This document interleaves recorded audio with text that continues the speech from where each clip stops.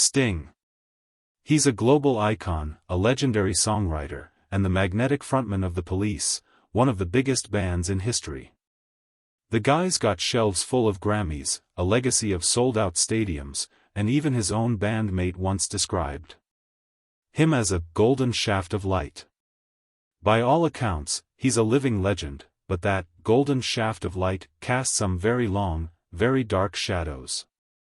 Behind the polished image of artistic harmony, there's a story of intense friction, brutal ego clashes, and bitter rivalries. For every fan who loved him, it seems there was another musician, sometimes standing just a few feet away on the same stage, with a public takedown or a private grudge. While most beefs in music get squashed, some feuds spiral out of control and last a lifetime. Today, we're getting into the secret history behind the music, exploring the top 3 music figures who, to put it mildly, could not stand Sting. Kicking off our list at number 3 is someone who didn't just dislike Sting. He represented an entire cultural movement that saw the Police as the enemy. We're talking about the fiery, controversy-loving frontman of the Sex Pistols, Johnny Rotten himself, John Lydon. To get Lydon's contempt, you have to get the split in British music in the late 70s. On one side, you had punk, a raw, anti-establishment explosion. The Sex Pistols were its snarling leaders, championing a do-it-yourself attitude that spat in the face of corporate rock and polished musicianship.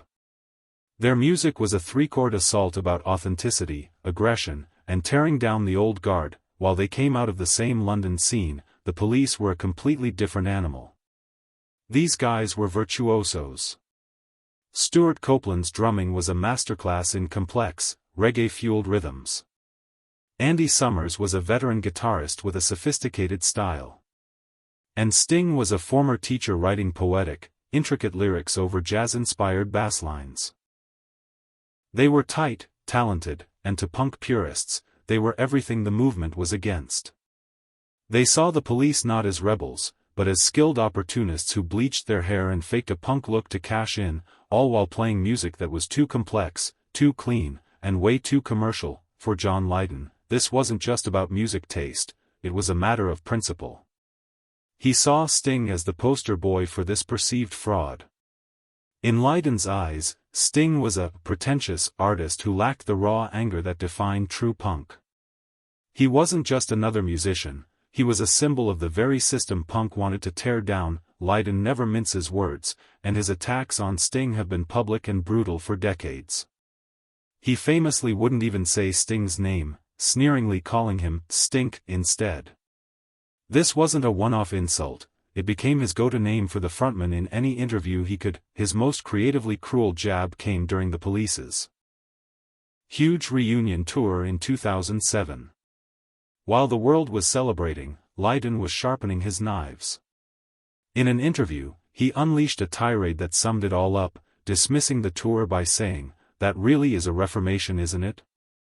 But honestly, that's like soggy old dead carcasses." A devastating image that painted the celebrated band as bloated and lifeless, but he wasn't done. He took a direct shot at Sting's famous voice. "You know, listening to Sting try to squeak through Roxanne one more time, that's not fun," he sneered. "It's like letting air out of a balloon." With one line, he turned Sting's powerful tenor into a pathetic, deflating squeak. Lydon's contempt wasn't born from some personal fight in a studio. It was a cultural and ideological war. He saw himself as the gatekeeper of the punk flame, and in his eyes, the Police were the soggy imposters. To Lydon, Sting wasn't just a rival, he was a traitor to the cause, earning decades of pure, unadulterated, and very public mockery. For our next entry, we're moving from a public war of words to the private war zone of the recording studio, and inside the Police itself. Coming in at number 2 is the band's own guitarist, the man behind some of their most iconic riffs, Andy Summers. When Andy Summers joined the Police, he was the seasoned pro. He brought a musical sophistication that was absolutely central to the band's unique sound. That ethereal, echoing guitar in Walking on the Moon. The sharp, stabbing chords of Message in a Bottle. That was all Summers. His style was the perfect foil to Sting's melodies and Copeland's rhythms. In the beginning, it was electric, what he called a fragile democracy. But as the band got famous, that democracy started to crumble. According to Summers, the power shifted, and the band slowly became a dictatorship run by Sting. You can't deny Sting's songwriting genius, but with that success came an iron grip on the band's creative direction. Summers, the architect of their sound, felt his own contributions were being ignored. The collaboration that once defined them was turning into a one-man show. This frustration boiled over while making some of their biggest hits. A major sore point was the 1980 track, Behind My Camel. Sting apparently hated the song so much he refused to play on it. In an act Summers saw as pure spite, Sting even reportedly took the master tapes and hid them so the guitarist couldn't finish it.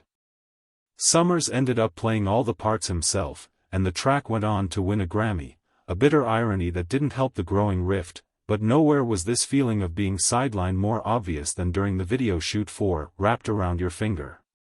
In his memoir, Summers recalled his fury at what he saw. He wrote, "I've never been much of a fan of that song, actually. Sting got to shoot his part last in that video and made a meal of knocking all the candles out. Fuck him." It was pure, unfiltered bitterness. To Summers, Sting wasn't just performing, he was showboating, making the video all about him while the rest of the band were just props. Knocking over those candles was the perfect metaphor for Sting's self-indulgence. This sense of being creatively ripped off has lasted for decades, and it all centers on their single biggest song, Every Breath You Take. Sting is the only credited songwriter, but Summers has passionately argued that his iconic guitar riff is what turned a throwaway song into a global mega-hit. Summers claims the song was headed for the trash. He said Sting and Copeland couldn't agree on it, and a frustrated Sting finally turned to him and said, "Well, go on. Go in there and make it your own." Summers did just that, creating the arpeggiated guitar part that everyone on Earth now recognizes. He later said, "I think that's composition, absolutely. Yet, he has never seen a dime in royalties for it. This isn't just an old grudge." As recently as late 2023, Summers called the dispute a very contentious topic that is very much alive at the moment. He even hinted at a potential legal fight, telling reporters to watch the press.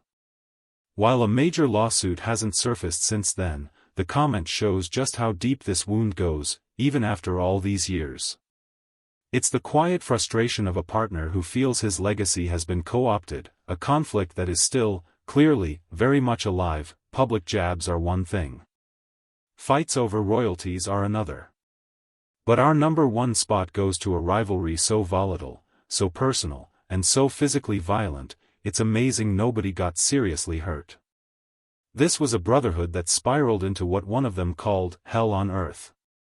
The musician with the most passionate, well-documented feud with Sting was his own drummer and the band's founder, Stuart Copeland. Stuart Copeland was the engine of the Police. He wasn't just the drummer, he founded the band. It was his vision and his kinetic, reggae-style drumming that gave the music its energy.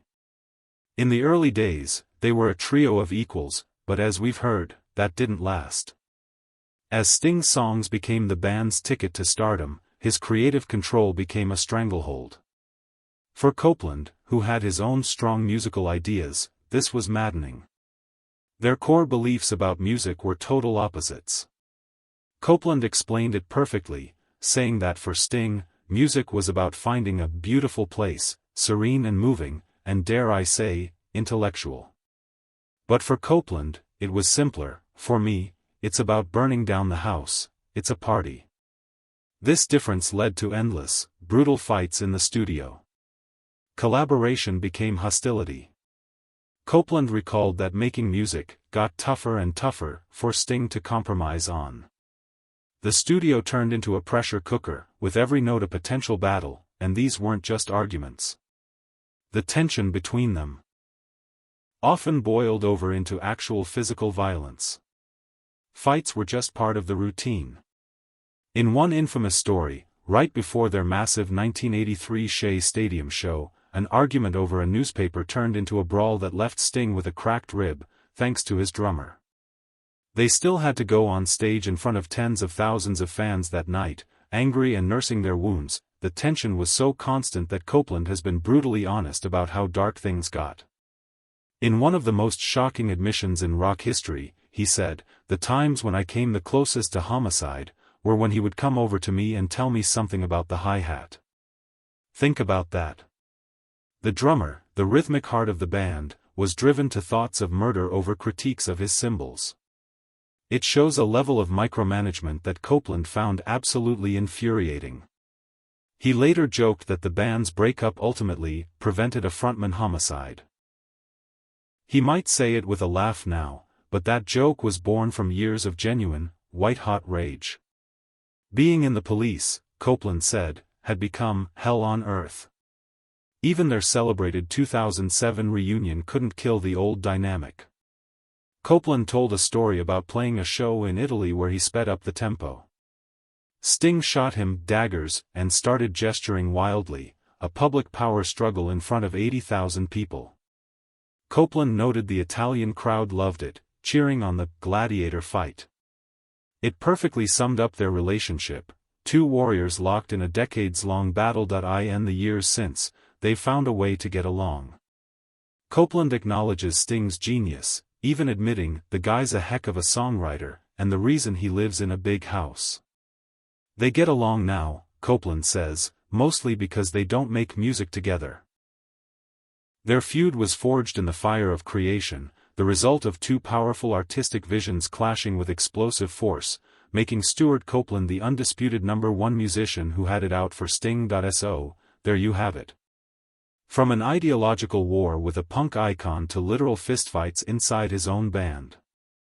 The story of Sting's incredible career is also the story of the conflicts that defined it, revealing the massive egos and intense pressures of life at the top. But I want to know what you think.